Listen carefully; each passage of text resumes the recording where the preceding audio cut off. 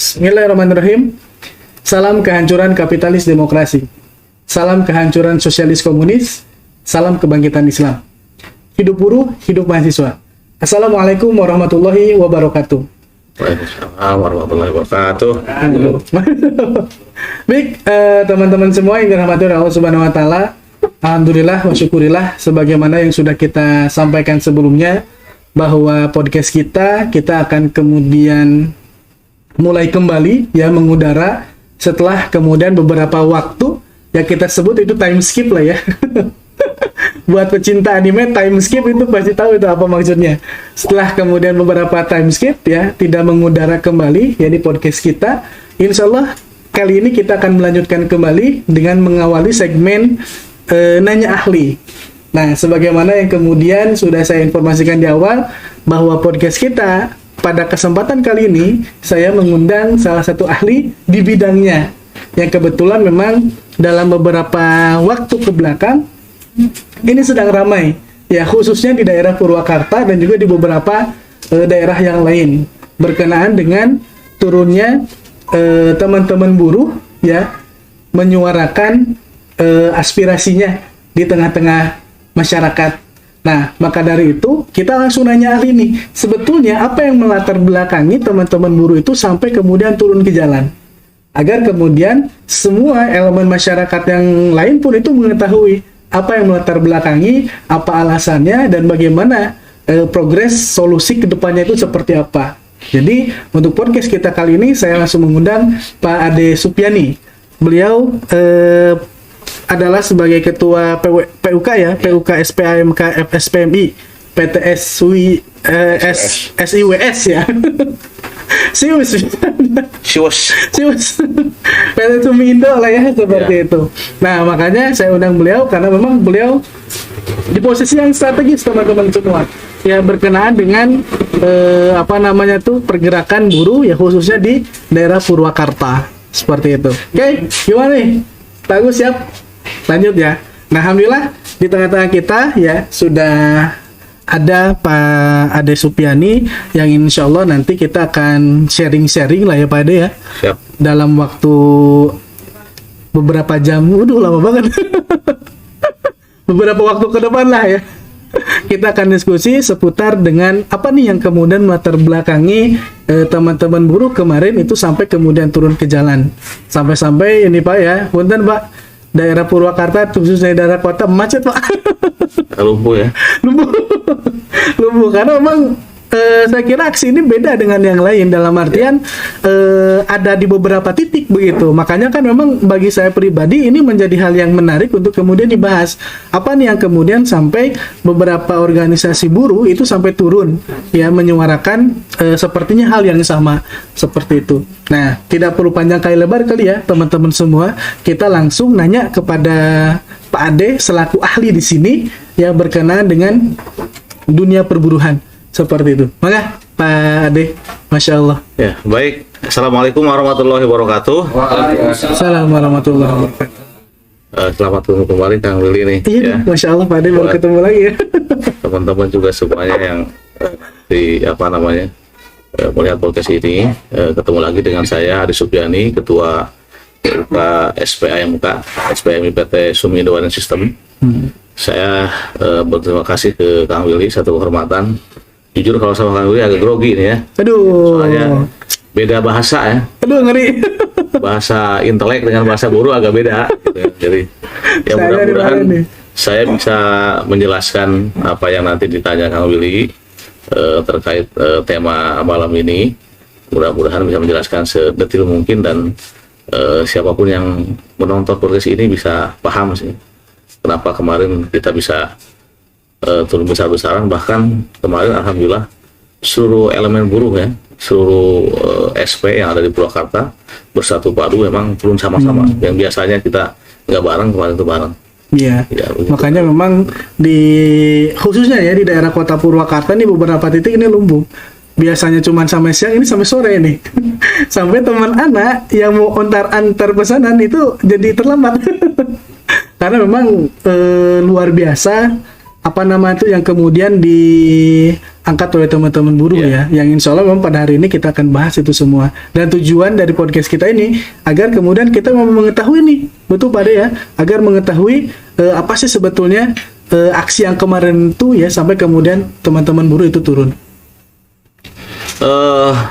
Aksi yang kemarin itu adalah rentetan aksi yang kesekian kali. Memang puncaknya kemarin di hari Rabu ya, hari Rabu kita turun semua elemen buruh. Ini berkaitan dengan penetapan upah minimum Kabupaten Purwakarta tahun 2022.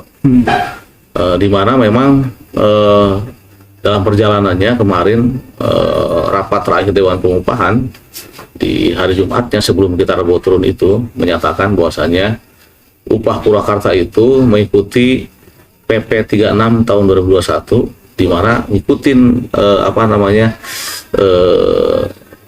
rumusan yang ada di PP itu menyebabkan untuk upah minimum Purwakarta akhirnya nol kenaikan, tidak kenaikan. Tentu ini nggak diharapkan oleh buruh, sehingga memang kita melakukan protes yang keras.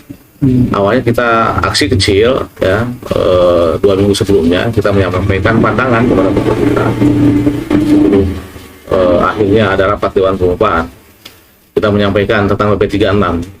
Kita udah sebelum ada data-data yang dari Menaker, kita udah pelajari tentang PP 36 dan kita udah baca kemungkinan kalau PP 36 kita tidak akan naik atau walaupun naik hanya sedikit. Waktu itu ketemu langsung dengan Ibu Bupati. Ibu Bupati menyampaikan pada prinsipnya beliau juga menginginkan ada kenaikan. Nggak mungkin katanya upah Purwakarta nggak ada kenaikan. Sementara semua orang tahu harga-harga barang di pasaran seperti minyak goreng segala macam banyak lah ya yang kita konsumsi atau yang kita beli tiap hari itu semua hampir rata-rata naik. Nah makanya Abu menyampaikan saya berkeinginan bahwasanya upah Purwakarta harus naik. Akan tetapi harus tidak boleh bertentangan dengan ketentuan yang ada. Ini permasalahannya. Satu sisi secara naluri sebagai pimpinan pemerintahan Purwakarta ingin menaikkan upah buruh, tapi satu sisi dia paham tentang PP 36 yang mengatur tentang sistem pengupahan yang harus dilaksanakan pada saat itu. Nah akhirnya memang karena setelah itu ditindaklanjuti ada rapat Dewan Pengupahan. Di rapat Dewan Pengupahan kebetulan wakil dari kami dari SPMI diinstruksikan untuk tidak hadir ya, karena memang kita kalau ada komitmen di awal bahwasanya kita akan menentukan upah tidak menggunakan PP 36 oke. Tapi kalau dalam PP 36 kita kan sedang JR ya, di Mahkamah Konstitusi. Kalau misalkan kita tidak JR tapi kita mengikuti PP 36 berarti apa artinya JR, sehingga memang kita tidak datang. Ya. Nah di rapat Dewan Pengupahan itu di luar wakil dari SPMI mereka datang, wakil buruh sama dengan kita sependapat dengan SPMI tidak setuju dengan PP 36, sementara dari pemerintah dan dari pengusaha bersikukuh untuk melaksanakan pengupahan dengan menggunakan PP 36. Ya, artinya setelah data-data dikirim dari Menaker upah Purwakarta naik, itulah yang menyebabkan kita melakukan aksi besar kemarin di hari Rabu. Jadi memang intinya karena itu ya Pak De, apa nih katanya mic-nya kurang geser di sini. Oh iya, siap. Kurang geser ya? Iya. Oke, syukron kru, jadi diingatkan. Yeah. Nah, jadi kalau misalkan kita perhatikan tadi ya bahasa ya memang naluriah pemimpin memang demikian. Jadi ketika memang melihat rakyatnya kemudian ya ada keinginan untuk kemudian naik. Tapi emang tadi ya masalah kebijakan yang PP 36 itu tadi. Tapi itu terkait PP yang 36 itu munculnya itu masih turunan dari Undang-Undang Cipta Kerja. Undang-Undang Cipta Kerja ini. Nomor 11 tahun 2020. Atau Omnibus Law lah biasanya. Omnibus Law. Jadi memang akar masalahnya memang balik lagi ke Omnibus Law, dan memang sekarang dirasakan efeknya tahun ini ya. Iya, betul. Jadi begini, ini kita agak menyayangkan, ini kan kebijakan pusat. Satu sisi memang dari awal kita menolak Omnibus Law dikarenakan mulai dari proses pembentukannya tidak sesuai dengan aturan yang berlaku. Terbukti kemarin di Keputusan Mahkamah Konstitusi dibenarkan Bahkan tegas hakim menyebutkan Undang-Undang Nomor 11 Tahun 2020 pembentukannya inkonstitusional, tidak sesuai dengan undang-undang, sehingga disebutkan di situ inkonstitusional. Nah, tetapi terlepas dari itu, mereka juga nggak konsekuen dengan apa yang mereka buat di aturan. Di Undang-Undang Cipta Kerja itu tidak ada amanat harus membuat PP. Contoh misalnya ada pasal bla bla bla, untuk lebih detail teknisnya diatur oleh peraturan pemerintah, nggak ada perintah itu. Bahkan di PP di Omnibus Law-nya atau di Cipta Kerjanya, kenaikan upah itu adalah berdasarkan inflasi atau pertumbuhan ekonomi. Sementara di PP-nya diatur lagi lebih kejam dari situ. Jadi sebut lebih kejam begini. Di PP 78 tahun 2015 sebelumnya, kenaikan UMK itu atau upah minimum ini adalah berdasarkan pertumbuhan ekonomi ditambah inflasi. Keluarlah yang namanya Undang-Undang Cipta Kerja Nomor 11 tahun 2020. Di situ disebutkan kenaikan upah berdasarkan inflasi atau pertumbuhan ekonomi. Ambil salah satu yang terbesar. Setelah kita udah nggak nerima dong situ juga. Yang biasa contoh misalkan pertumbuhan ekonomi misalkan 5%, inflasi 3 jadi 8. Tapi kalau misalkan salah satu yang 5 sama 3, kita ambil 5 jadi turun dong. Kita keberatan di situ. Setelah itu kita dikagetkan keluar ada PP turunannya yang mengatur tentang upah, yang namanya PP 36 tahun 2021. Di situ diatur lagi batas atas upah minimum, batas bawah upah minimum.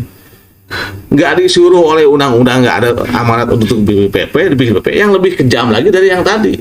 Karena di situ pertama selain ada batas atas batas bawah, ini biar teman-teman paham nih.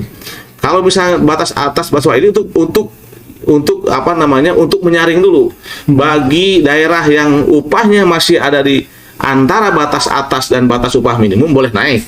Jadi filter pertama tuh antara itu tuh ya antara misalkan kita batas atasnya 5 juta, berarti batas bawahnya 2,5 juta. Kalau kita ada di antara itu masih boleh naik. Nah, sementara Purwakarta ini batas atasnya 3,7 menurut data yang diberikan oleh Menaker. Sedangkan upah kita udah 4,1, nggak boleh naik. Nah, yang kedua, kalaupun misalkan batas atasnya kita sampai 5 juta, ada rumusan yang kedua.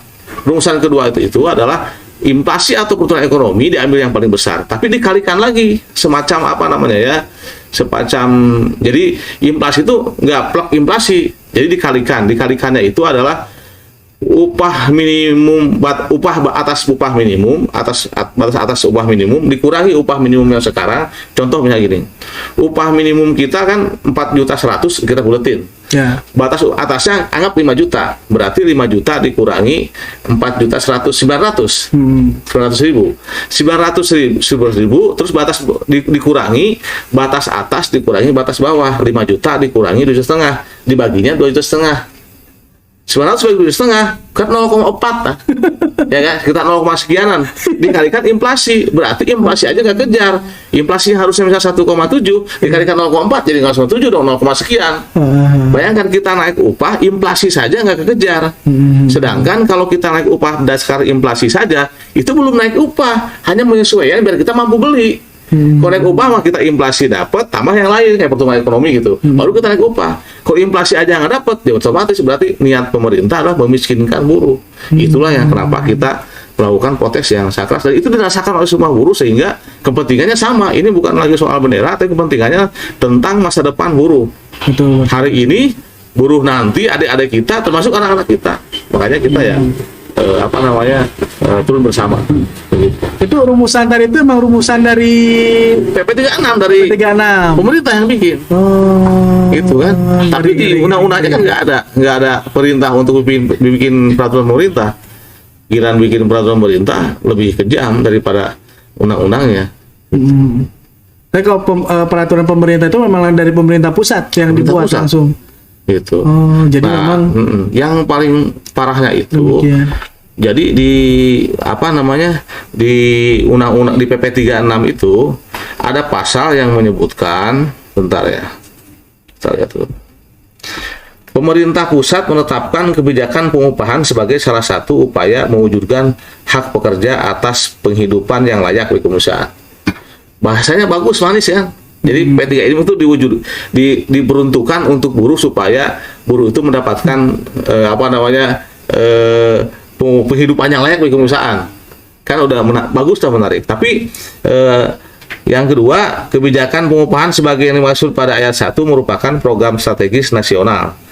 Ketiga, pemerintah daerah dalam melaksanakan kebijakan pengupahan wajib berpedoman pada kebijakan pemerintah pusat, di mana disandingkan lagi, ditekankan lagi dengan Undang-Undang Nomor 30 Tahun 2014 yang kewajiban pemerintah daerah ikut program strategis nasional, ada diatur begitu. Nah, yang dasarnya ini, program strategis nasional ini kan isinya adalah memiskinkan. Di sini bilangnya ada untuk penghidupan yang layak, tapi aktualnya memiskinkan. Sementara pemerintah daerah dipaksa harus tunduk, harus melaksanakan, bahkan diancamnya tuh sampai ada pertemuan yang terakhir itu waktu kita demo agak gede, yang demo sorenya itu. Ambu kan Ibu Bupati kita baru pulang dari Jakarta, memang buru-buru karena ada demo di sini. Sampai dia ngomong juga, mau nggak kalian saya dinonaktifkan selama 6 bulan? Itu bilangnya. Kalau saya nggak ikut ini, saking jadi intervensi sama pemerintah. Sementara saya yakin pasti hati Ambu juga menangis waktu itu nggak bisa menaikkan upah. Gitu. Jadi memang aturan ini yang meribatkan gitu, maksudnya yang membuat pemerintah juga, bukan, saya yakin pemerintah kita bukan nggak ingin menaikkan upah, tetapi memang karena paksaan dari aturan ini berbenturan karena diancamnya mungkin banyak sanksi selain dinonaktifkan atau diskorsing lah atau apa, mungkin juga bantuan atau distribusi anggaran juga mungkin ya, saya agak kurang paham, sehingga memang hampir mayoritas kepala daerah nggak ada yang berani melawan itu. Begitu. PP yang PP tadi 36 itu tahun 2001. Jadi memang posisinya teman-teman buruh yang kemarin turun di daerah ini memang masih bisa dikatakan mentok juga kali ya? Ya sempat mentok. Berhasil? Sempat mentok. Jadi waktu kita demo besar itu, hari Rabunya itu mentok.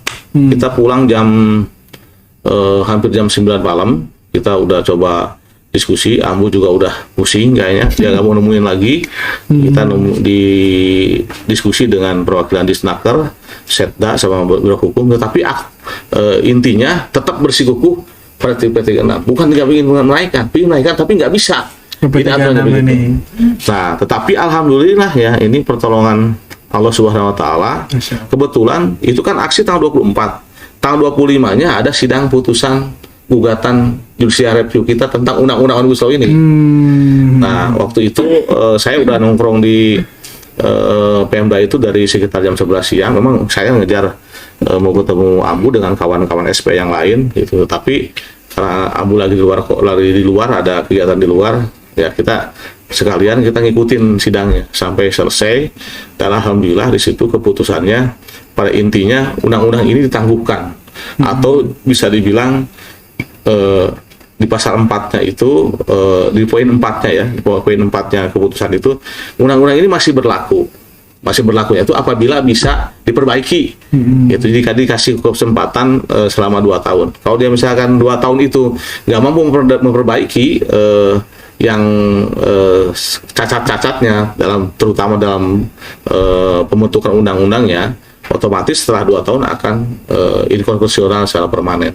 Dan untuk itu poin 7 menyampaikan segala jenis yang kebijakan yang strategis itu minta ditangguhkan, sehingga memang dari situ mungkin seluruh kabupaten juga, bupati dan biro hukumnya juga melihat, semua pasti memantau itu kan.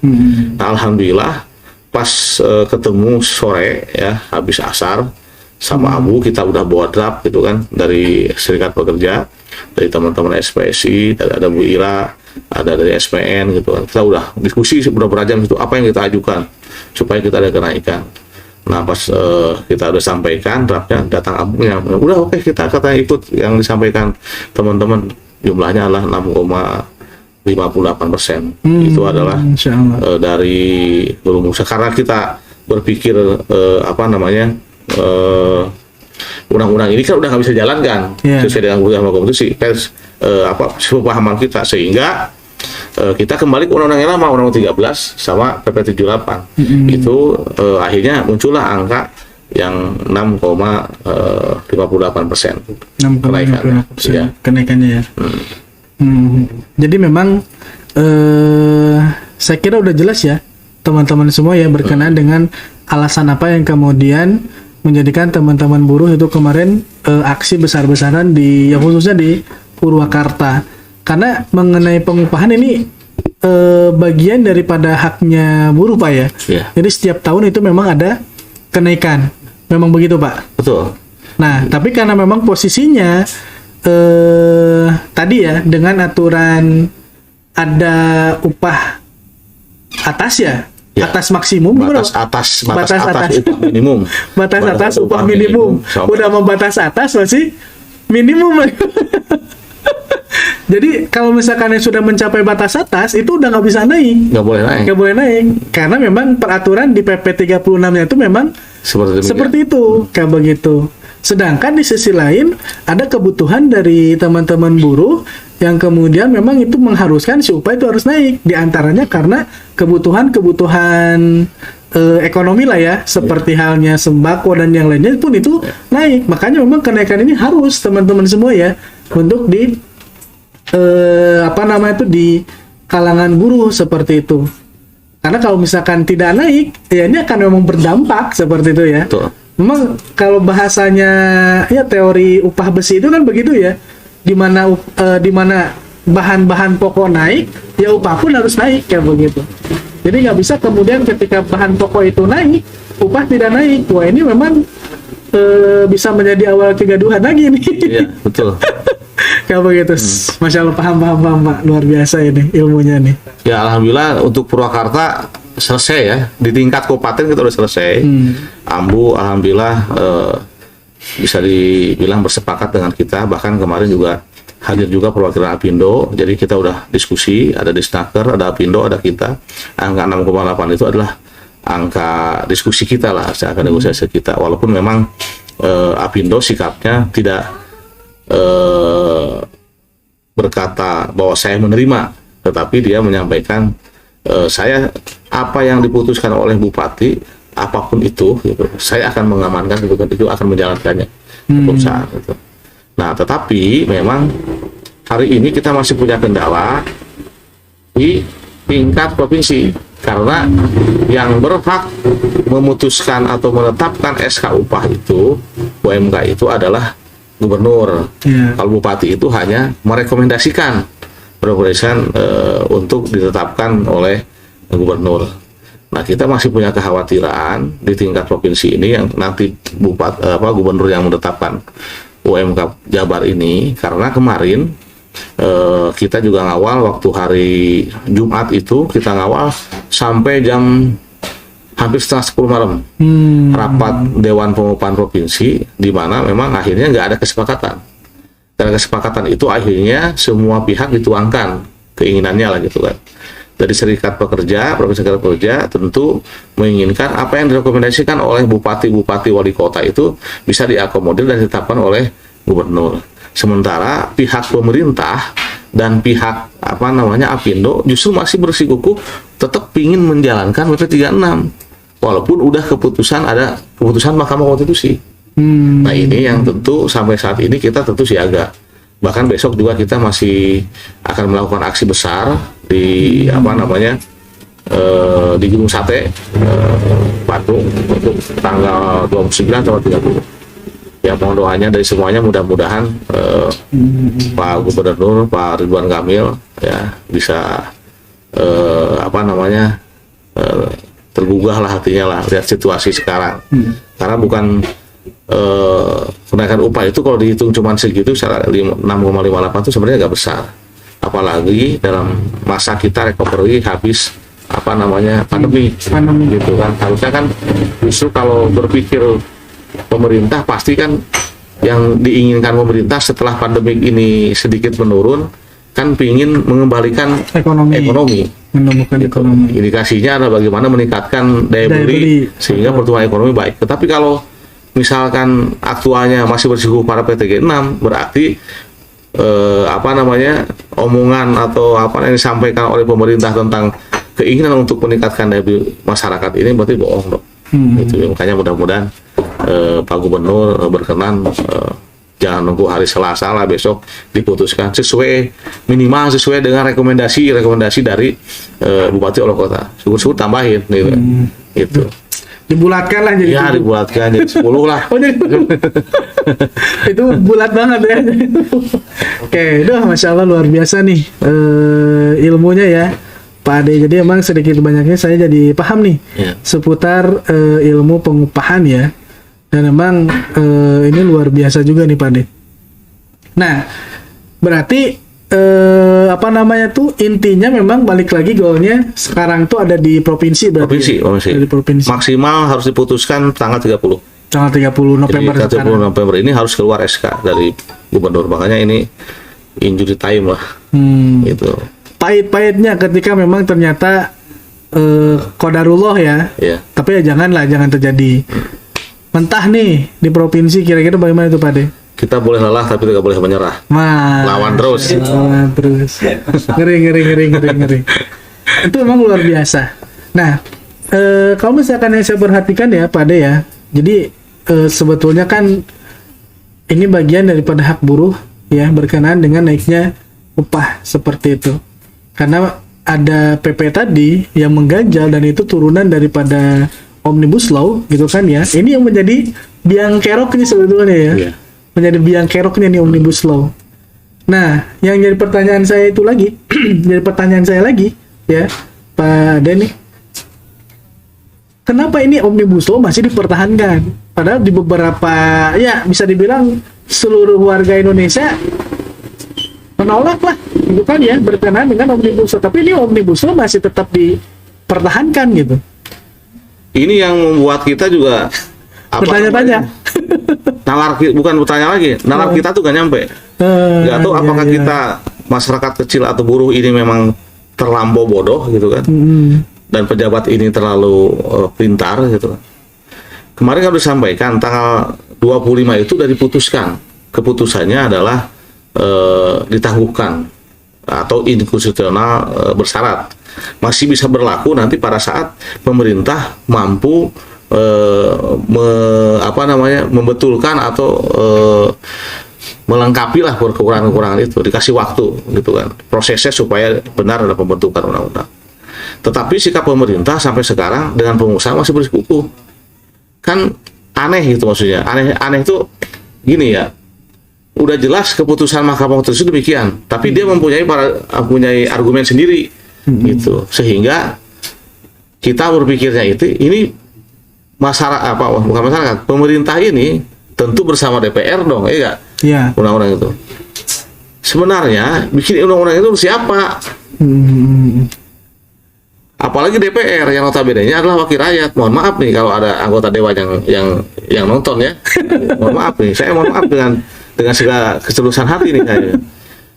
Anda ini adalah teman-teman di DPR ini adalah wakil kami, tetapi memilih berlawan dengan kami. Harusnya ya pada saat kemarin lah prosesnya udah semua tahu lah, dijelaskan secara gamblang di Mahkamah Konstitusi oleh para hakim Mahkamah Konstitusi bahwa saya ini sesuai dengan undang-undang. Harusnya malu dong, ya gak? Tapi sekarang masih bersikukuh, malah bukan bersikukuh, pemerintah bersikukuh dan anggota dewan diam, tidak ada di barisan masyarakat rakyat, sementara dia ngakunya anggota dewan wakil rakyat. Itu. Nah, saya dalam kesempatan ini mudah-mudahan ada yang nonton, cukup banyak yang nonton ya. Iya, anggota dewan saya mewakili masyarakat kecil Pak, ya gak? Ibu ya gak, mohon maaf nih, tolong dong ya gak, ini didengarlah. Misalnya kita kalau misalnya ada kebijakan itu ya lebih berpihak kepada masyarakat lah, kepada rakyat kecil, terutama masyarakat kelas menengah ke bawah seperti kami ini. Iya. Nih kalau misalkan kita lihat kan di sistem demokrasi kan kedaulatan sebetulnya di tangan rakyat, betul tadi ya. Yang disampaikan oleh Pak Ade bahwa itu seharusnya malu itu karena memang kedaulatan ada di tangan rakyat. Ketika rakyat menolak, ya sudah seharusnya jangan kemudian dipertahankan seperti itu. Makanya kan di awal disampaikan salam kehancuran kapitalis demokrasi karena nggak sesuai dengan demokrasi gitu. Penolakan di mana-mana Kang Huri kan ya. Boleh dicek ya, walaupun nggak diberitain ya, nggak masuk streaming atau TV-TV ini, tetapi penolakan semua provinsi hampir semua terus jalan.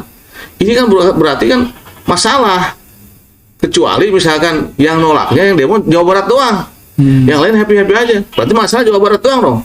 Seluruh provinsi yang ada buruhnya, bahkan kan bukan hanya klaster ketenagakerjaan, klaster yang lain juga sama. Ada yang urusan dengan pertanian, mereka juga sama protes. Yang lingkungan dengan lingkungan adat, banyak juga yang melakukan protes. Berarti undang-undang ini masalah, tapi masih bersikukuh. Ini yang buat kita ini orang awam tuh jadi berpikir sebenarnya mereka tuh siapa? Itu kok bersikukuh banget gitu maksudnya. Tetap ingin menjalankan ini gitu. Kalau partisipasi publiknya dijalankan, benar-benar mengakomodir apa yang disampaikan gitu kan, ya mungkin nggak akan begini. Iya, gitu. Betul. Nah kan kalau ini kan udah diketok ya? Udah kemarin tahun 25. Udah diketok ya? Tahun 25 kemarin udah diketok. Jadi ada beberapa poin yang krusial. Jadi pemerintah ini kan ada poin begini di keputusannya, menyatakan Undang-Undang Nomor 11 Tahun 2020 tentang Cipta Kerja Lembaran Nomor sekian masih tetap berlaku sampai dengan dilakukan perbaikan pembentukan sesuai dengan tenggang waktu itu sebagaimana telah ditentukan dalam putusan ini. Jadi kalimat masih berlakunya itu padahal di awal pendapat hakim disampaikan ini undang-undang tidak sesuai dengan pembuatan undang-undang 45 tidak sesuai dengan tata cara pembentukan. Masih juga ngotot di situ. Kemarin bikin press conference Pak Erlangga kan, masih perekonomian. Masya Allah, kok begini gitu maksudnya. Ini yang bikin kita sedih juga lihat para pemimpin kita ini. Mohon maaf nih Pak Erlangga nih. Ya, kita emang curhat aja. Itu ada Kang Willy. Sedih kita lagi buruh nih. Iya, Insya Allah luar biasa. Ini jazakallahu khairan katsiran nih Pak Ade atas sharing-sharing ilmunya ya. Sharing-sharing seputar dunia perburuhan dan juga aksi yang kemarin. Tapi yang jelas kita semakin paham lah ya kenapa kemudian teman-teman buruh sekarang ini makin kencang kembali, makin solid kembali untuk turun ke jalan karena memang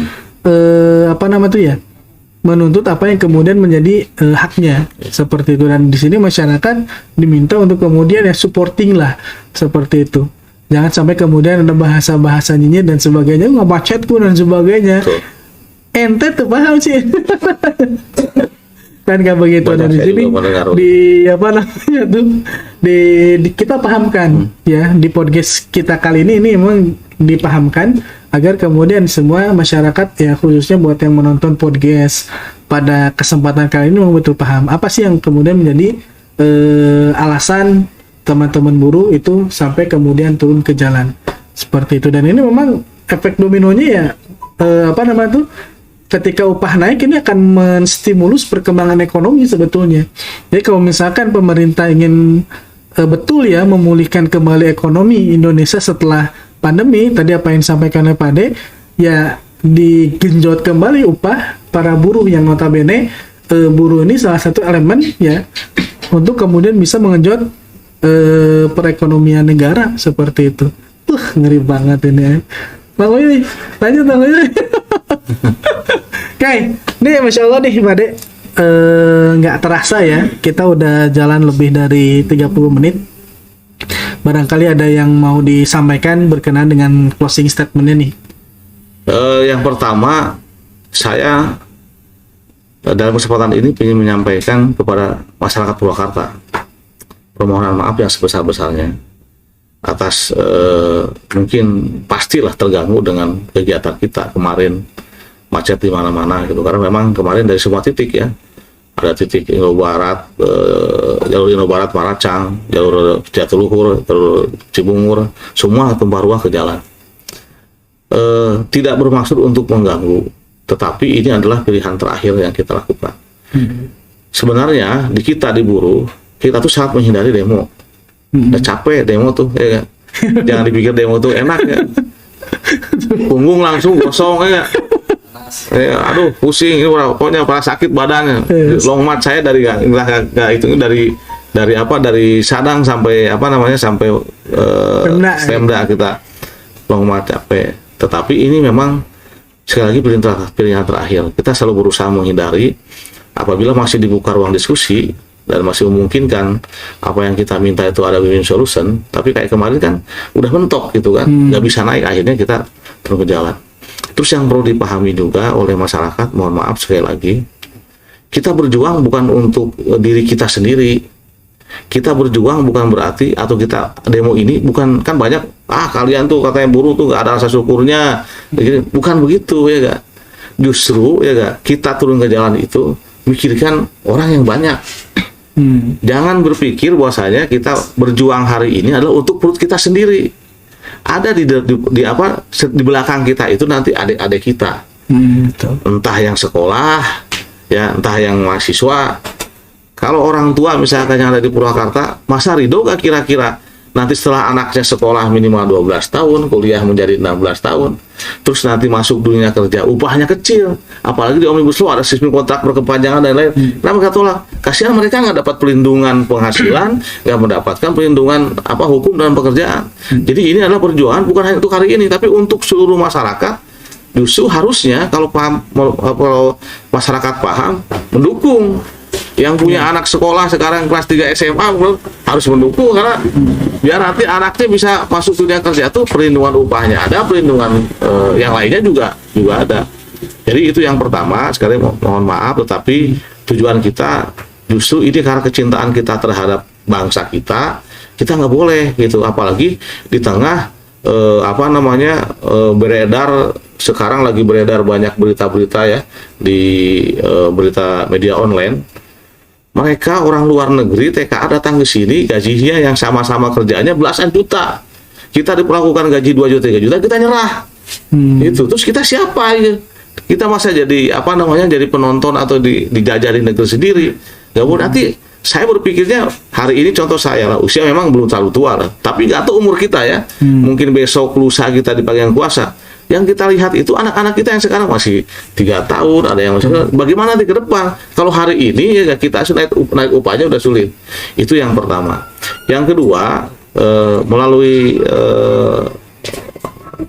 momen ini juga saya menyampaikan, mudah-mudahan ini sampai kepada para pemangku kebijakan. Yang pertama tentu yang urgent hari ini adalah untuk Bapak Gubernur Jawa Barat.